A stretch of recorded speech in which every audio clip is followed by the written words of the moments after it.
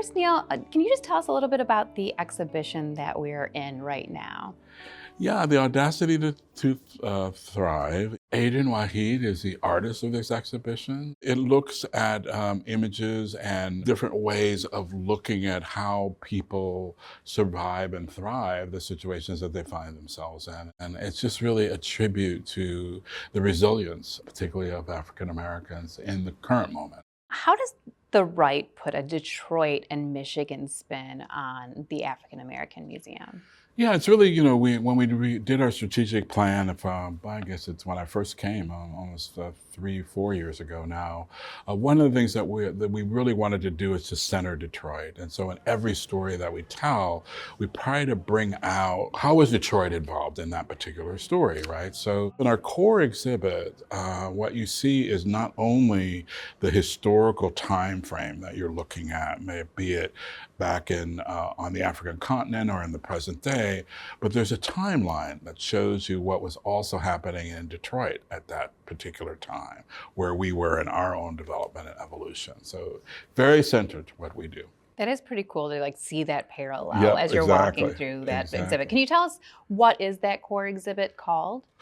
So the core exhibit is called And Still We Rise. And Still We Rise is really an iconic exhibit in the African American Museum field. And that was one of the first to attempt to tell a story of African Americans from the African continent all the way to the present day. And so what we tried to do with that exhibit is start on the African continent and go all the way through our history here, Reconstruction into the present day issues. We happen to have a reconstruction, if you will, of an actual slave ship in the exhibit.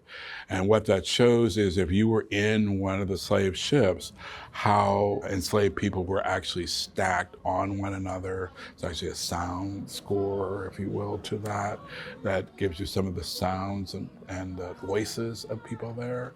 And I think it's quite remarkable to imagine people going across the Atlantic to our country, but to see the conditions that we were brought over in, and to be reminded of the length of time that our ancestors were in these conditions is really very moving to many people. I have a visceral response to that for sure. But there are also, moments of joy and happiness in the exhibit where we look at the accomplishments of the present day, going through the labor movement, the Black church, and how the Black church has been so influential in who we become as a people. So what we're trying to do with our core exhibit now is to take each individual section and using new technology, interactive screens, LED screens, all the available technology that's out there now, AI, being able to see objects in 3D, et cetera, and incorporate those into each section of the exhibition. What it would allow us to do then is whenever new information comes, we're able to go in and reprogram that, add the images, and have a very contemporary view of that subject. And we can do that in all sections of the core. It's really, really exciting. I'm really excited about all the renovations that you're doing here at the Wright. You have the renovation also of the theater, which is going to bring in more technology to the Wright. Oh my God. One of the things that Detroit, of course, is famous for is its performance community, whether it's Motown or electronic music or jazz. So we really, had a theater that was really more of a lecture hall, if you will, didn't have a very deep stage, didn't have real theatrical equipment, didn't have the kind of sound equipment that you would expect in a theater. So we've redone it.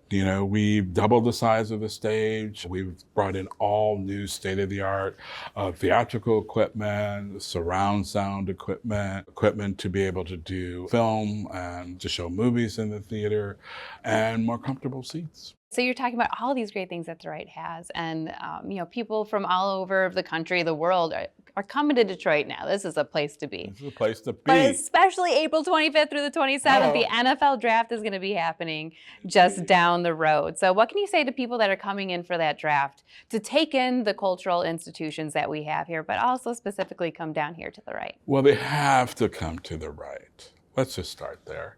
If they don't, they've just missed a major part of what Detroit is, and I think what Detroit is about, and what the people who have lived and worked and stayed here, frankly, for centuries now. I think the Wright is one of Detroit's great assets. I think it's something that when we created it, we were founded 60 years ago. This building's 30 years old almost now. When we were founded, we were one of a kind, right? There are now other African American museums around the country, but to see the institution and the building that started it all is something that people should really avail themselves of, and it's only here in Detroit.